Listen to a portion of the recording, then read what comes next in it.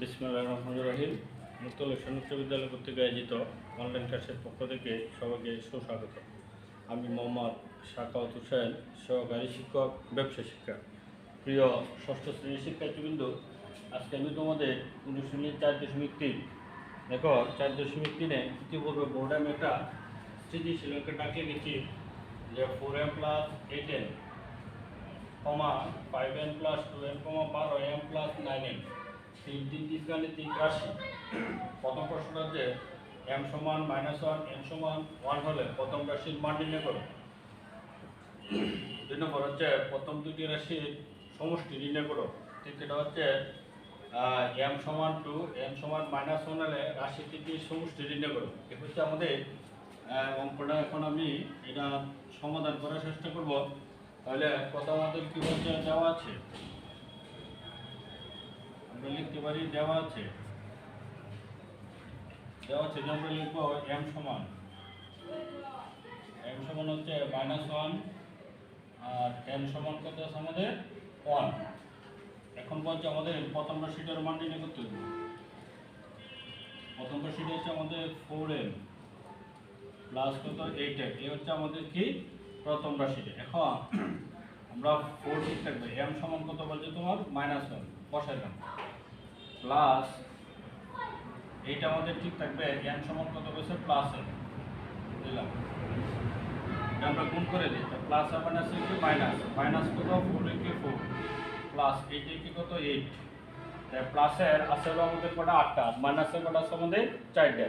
যদি আমরা বাদ দিতে কটা হবে আমাদের +4 হবে। এই হচ্ছে আমাদের কি 4 নম্বরের আনসারটা হচ্ছে কত আমাদের -4। এখন আমি তোমাদের খ নম্বর অঙ্কটা পড়াবো। নাম্বার হচ্ছে কত খ, নাম্বার হচ্ছে খ। খ বলছে যে প্রথম দুটি রাশির সমষ্টি নির্ণয় করতে হবে। প্রথম দুটি রাশির কি সমষ্টি, তাহলে সমষ্টি বলতে আমরা কি করবো, এটা যোগ করবো। তাহলে আমরা এভাবে লিখতে পারি যে সদৃশ, যোগের আগে আমরা এই কথাটা লিখে দিব, সদৃশ পদগুলো, সদৃশ পদগুলো নিচে নিচে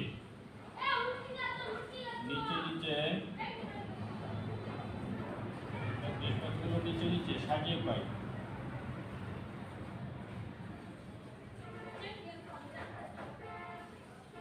আমরা সদৃশ পদগুলো নিচে নিচে সাজিয়ে পাই।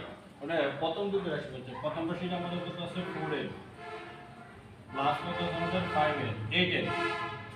সাজানো আমরা এই এনটি এনডি ছিল তো এমডি এমডি ছিল তো, তাহলে কত আছে না 2m, তো চিহ্নটা হলো প্লাস, কত আছে 5m। এটা হলো আমাদের কি সাজানো সদৃশ পদগুলো নিচে নিচে কিছু আমরা সাজাইছি।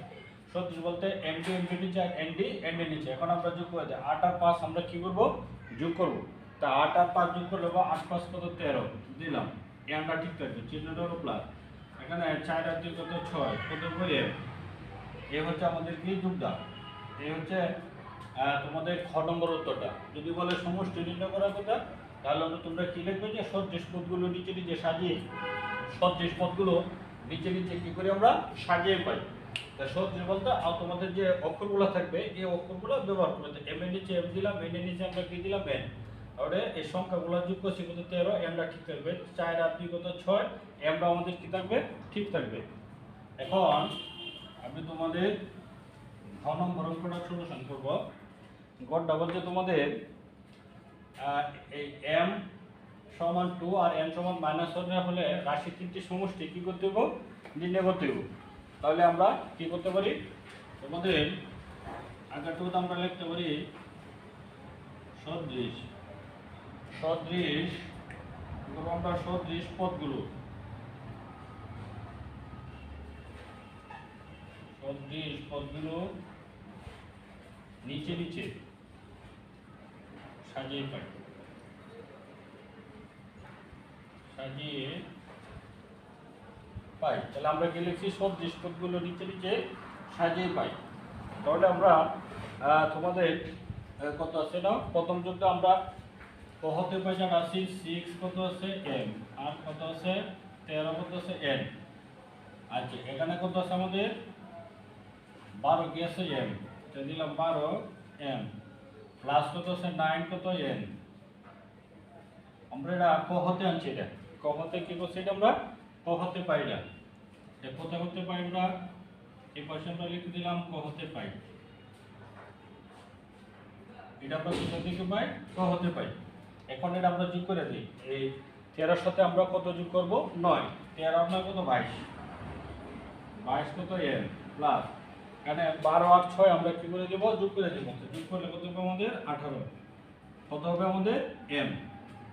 এখন যেটা বলছে যে m সমান -2 আর n সমান হলো 2 আর n সমান -2 হলে রাশি তিনটি সমষ্টি নির্ণয় করো। ওটা আমরা এটা এভাবে লিখতে পারি যে দেওয়া আছে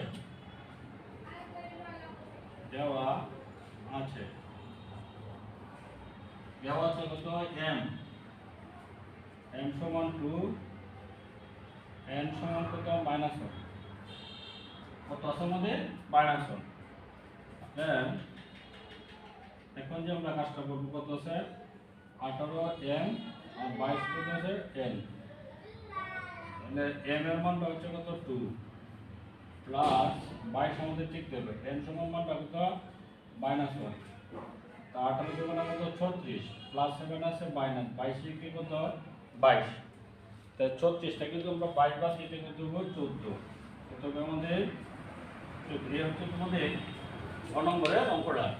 গ নম্বর অঙ্কটা কাজ করছে প্রথম তোমরা সদৃশ পদগুলো কি করবা নিচে নিচে সাজাবা, সাজানোর পরে যারা পাবো তারপরে আমরা কি করে দেবো এটা মানটা বসিয়ে দেবো। হচ্ছে তোমাদের আমি যে আজকে যে সৃজনশীলটা বোর্ডে লিখেছিলাম এটা কি করলাম আমি এটা সমাধান করার চেষ্টা করলাম। প্রিয় শিক্ষার্থীবৃন্দ আমরা পরবর্তী ক্লাসে আবারও 4.3-এর আরেকটি নতুন সৃজনশীল অঙ্ক নিয়ে হাজির হবো। এ পর্যন্ত সবাই ভালো থাকবে, সুস্থ থাকবে, বাড়িতে থাকবে এবং আগামী ক্লাসে শুভেচ্ছা জানিয়ে আজকের ক্লাস এখানে শেষ করলাম। আল্লাহ হাফেজ।